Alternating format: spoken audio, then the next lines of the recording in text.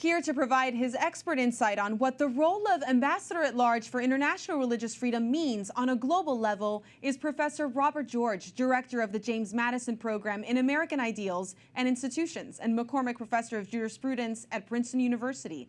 He's also former chairman of the U.S. Commission on International Religious Freedom. Robbie, it's so great to have you here. Welcome to News in Depth.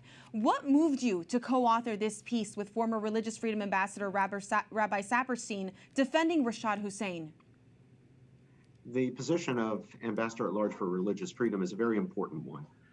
The Ambassador at Large is the advocate within the government, within the administration, within the State Department for international religious freedom. That means he's the advocate for persecuted and oppressed people, people of faith who are suffering for their faith all over the world, wherever the United States does foreign policy, wherever it does business, whether we're talking about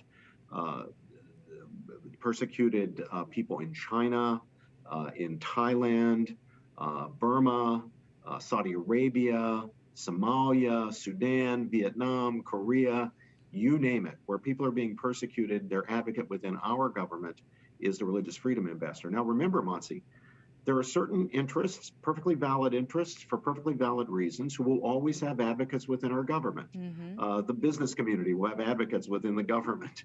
Our military leadership will have advocates within the government. We need to make sure, and this was the whole point of creating in 1998 the Office of Ambassador at Large, we need an advocate for persecuted people, for people of faith. Who are suffering for their beliefs around the world. And that's the role of the ambassador. We have a good nominee here. I'm not a Joe Biden supporter. That probably won't come as a big surprise to folks. I'm a pretty Our sharp viewers critic won't of be the president. surprised, I promise. But in this case, he's nominated a good man. Rashad is very well qualified. His heart is very good, and it's in the right place.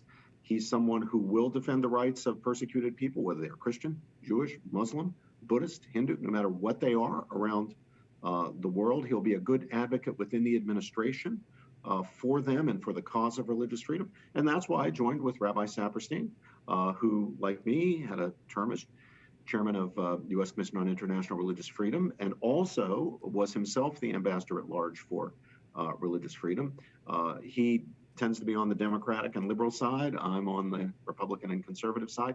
But we have common ground here because we know Rashad, we know what his heart is, we know the work he's done, we know the experience and ability he has, so we're jointly speaking out in his support. I think that's fantastic, and it's a great example for us where people who can disagree on the fundamental truths about life but come together on this essential human right, religious freedom, properly understood. Your advocacy for this freedom, religious freedom for all religious traditions, it's nothing new. How does your Catholic faith inspire that defense, Robbie? Well, the Catholic Church teaches in the document Dignitatis Humanae, the dignity of the human being, the dignity of man, of the Second Vatican Council, that every human being, every person, irrespective of any characteristic, including religious faith, has the fundamental right to religious freedom. And that's got to be honored by governments, and it's got to be protected by governments. The idea here is that the right to raise fundamental questions, to answer those questions honestly. Fundamental questions, I mean questions of meaning and value, questions of ultimacy, questions of spirituality. Is there a God? If so, how do we bring ourselves into proper relationship with God? Answering those questions honestly, and then living with authenticity and integrity in view of one's best answers to those questions. That set of rights we call compendiously the right to religious freedom. And the Catholic Church boldly and unambiguously teaches that this is a right that every human being has. And that means that when that right comes under attack, irrespective of the source from which the attack comes, secular, religious, political, you name it, it's our obligation as believers, as Christians, as Catholics, to speak out for those who are being persecuted, even when they are not members of our particular faith.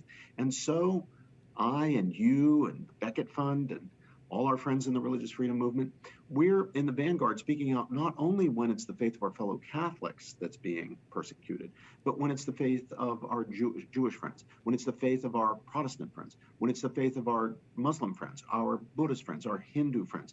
These are all members of the human family, irrespective of their faith. And as members of the human family, they have a fundamental right to religious liberty, or so the Catholic faith teaches us. That's right. That's exactly right. Thank you so much, Robbie.